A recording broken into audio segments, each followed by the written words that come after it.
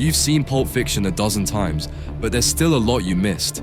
From mysterious briefcases to hidden cameos, Tarantino packed this film with secrets. We happy? Yeah, we happy. Hey there, it's your Rewind Renegade Neon Fossil, and today we're cracking open the cinematic treasure chest that is Pulp Fiction.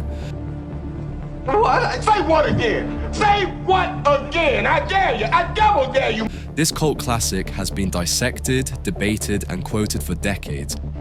This is a tasty burger. But even the most hardcore fans miss a few sneaky details. Tarantino didn't just write a script, he built a puzzle. From visual clues and timeline tricks to blink and you'll miss it cameos, this movie is layered with meaning. I said, goddamn! Goddamn! 1.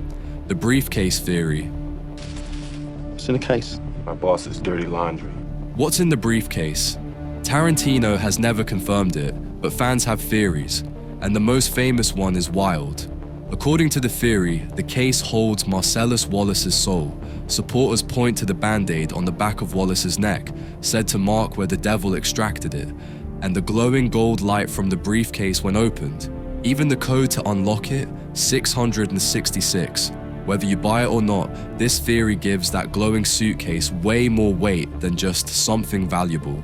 And Tarantino loves messing with mythology, so it just might be intentional. 2. The Watch's wild journey. Christopher Walken's monologue about the gold watch is unforgettable, but there's more to that scene than crude humor. 5 long years he wore this watch, up his ass. The tale spans generations of war, trauma, and family legacy. The way your dad looked at it, this watch was your birthright. What most viewers miss is how the watch becomes a metaphor for inherited pain. Butch's entire journey is shaped by that object, a symbol of loyalty, sacrifice, and yes, stubborn masculinity. That little watch drives him to risk his life and even return to save Marcellus, all because of what it represents. It's more than a family heirloom, it's the ticking heart of Butch's entire story. 3. The chronology trick. If you were confused the first time you watched Pulp Fiction, you're not alone. The movie's timeline is famously scrambled, but it's not random. Tarantino structured the scenes to mirror pulp magazines, fast-paced, overlapping, and non-linear. The film ends where it begins, with Pumpkin and Honey Bunny's diner stick-up. That means Jules has already retired by the end, even though we see him in action afterward. Rewatching with the proper timeline in mind makes the characters' arcs richer, especially Jules' spiritual awakening. This was divine intervention. You know what divine intervention is? It's not just cool editing, it's character development by design. 4. Vincent's fate is sealed. Vincent Vega's death is easy to forget because it happens in the middle of the movie, but timeline-wise, it's one of the last events. But why? Here's what's crazy. We watch him die, then see him alive again in the diner scene. It messes with your perception.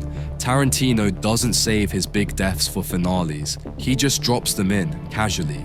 Vincent's behavior throughout the film, especially his arrogance and drug use, make his end feel inevitable. Once you realize he's a dead man walking through half the film, it adds a new tension to every scene he's in.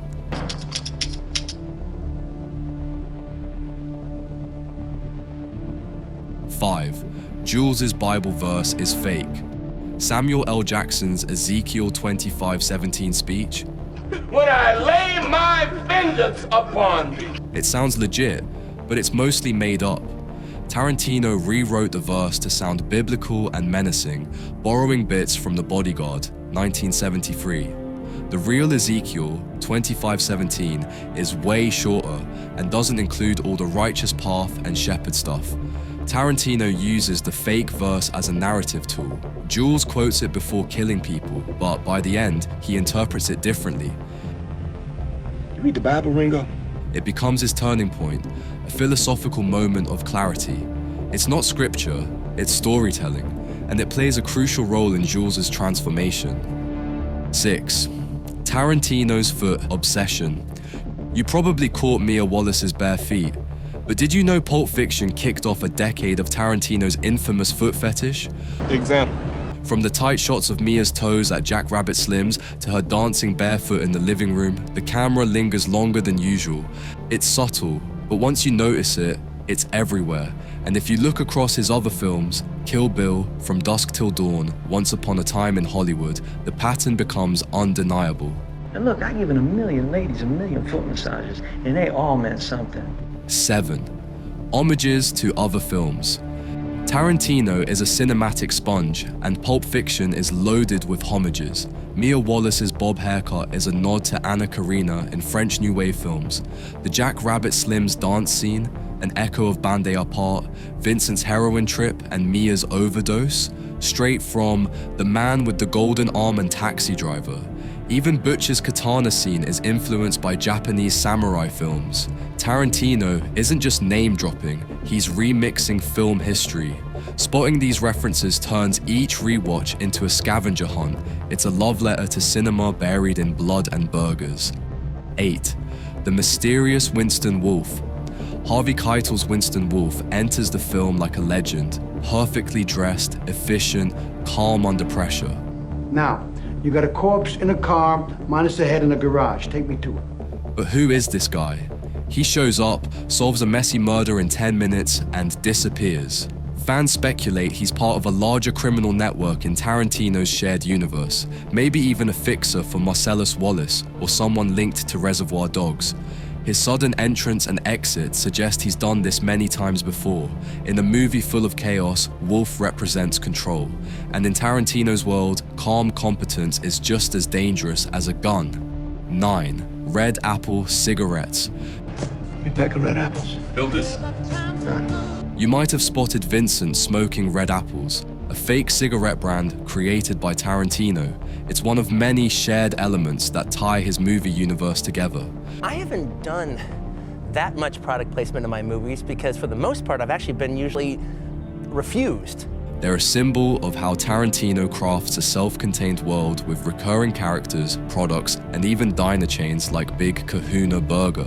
Big Kahuna Burger. Big Kahuna Burger. That's that Hawaiian burger joint. Every fake brand is a piece of connective tissue. And once you notice Red Apples, you'll start spotting Tarantino's fingerprints all over the place. 10. Marvin's death was improv. The scene where Vincent accidentally shoots Marvin in the face wasn't just shocking, it was improvised. Oh man, I shot Marvin in the face. Why the f*** you do that? Well, I didn't mean to do it. It was an accident. Tarantino knew he wanted a sudden, messy moment to shatter the cool vibe. Travolta and Jackson weren't told exactly how or when it would happen, and that chaos is real. The sudden gore, the silence that follows, and the wolf being called in all build from that one jarring moment. It's funny, disturbing, and a perfect example of Tarantino's love for mixing violence with pitch-black humor.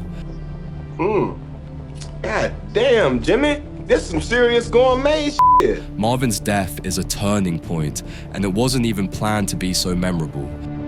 And that's a wrap on 10 things you missed in Pulp Fiction. So, how many of these did you catch before today? Let me know in the comments. And if you love digging into the weird corners of your favorite classics, give that like button a little royal with cheese. Don't forget to subscribe for more nostalgic deep dives every single week. Until next time, I'm Neon Fossil.